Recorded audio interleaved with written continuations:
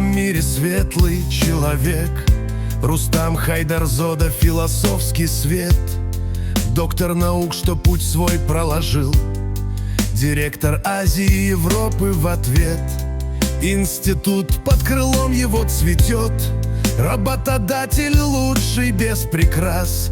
Там каждый труд в почете и живет, как в доме добром, где уют для нас.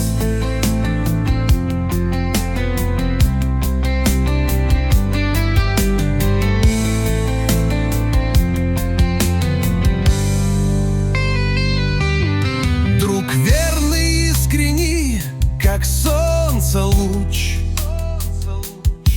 Сабур в заботе, как отец родной.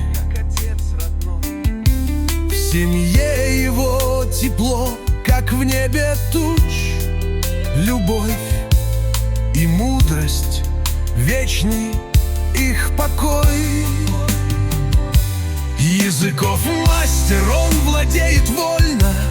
Таджикский, русский, немецкий, английский строй. Слова текут, как реки полноводны, свободно, чисто с ясною душой. Учитель он, что уважением дышит, скромен, величий, добротой богат.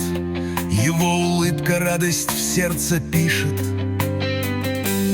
В нем человек с большой буквы звучат.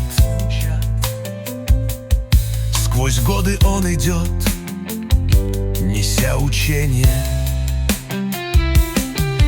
как факел знаний в сумраке времен.